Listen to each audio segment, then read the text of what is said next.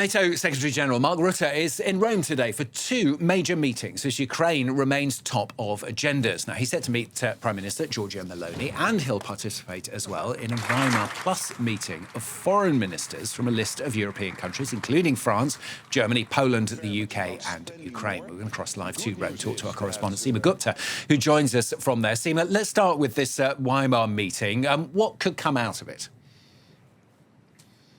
Well, essentially, this Weimar group really is a European diplomatic and geopolitical alliance involving those countries that you mentioned, as well as the European Commission. So Mark Rutte is here in Italy to participate at the foreign ministers level of all these countries. And essentially, Ukraine, as you mentioned, Stuart, really top of the agenda, talking about the security situation there, as well as the Euro-Atlantic security situation, because there is concern about the fact that the U.S. administration of President Donald Trump threatening to reduce decades of military support for Europe. And so the NATO Secretary General himself has already stated last week that he's proposing the idea to members to increase overall military spending to 5% of the GDP. And he's expected to make this proposal at the next summit, a NATO summit, which will be happening later this month. So that is expected to be on top of the agenda in terms of what they're going to discuss. Now, these countries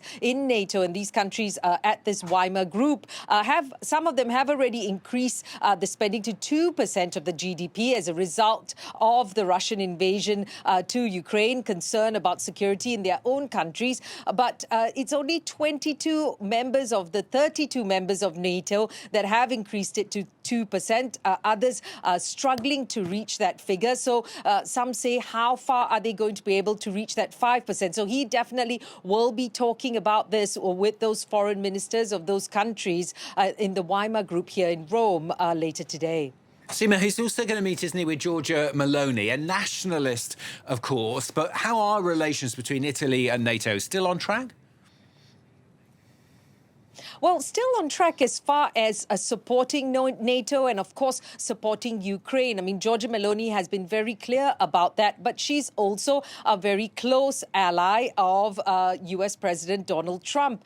So this issue about increased spending is probably going to come up there as well. And the government here in Italy has a lot to consider what will be the impact of this increased spending on Italy's already squeezed finances. I mean, they're going to have to come up with some creative ways to reach this 5% of GDP spending on defense that is being requested by NATO. And Italy is going to have to see how is that going to be possible. Now, there could also be the discussion on this idea that Ms. Meloni has put forward that giving Ukraine the security guarantees that it needs without making it join NATO. She sees this as a way to see how far Russia is seriously interested in peace. Now, Mr. Rutte has already said that could be a possible discussion. All ideas really are on the table.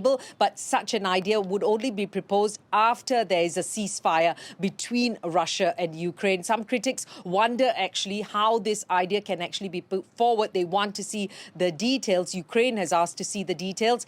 We can expect perhaps this is one of the topics that they'll be discussing, but definitely lots to discuss ahead of that NATO summit later this month.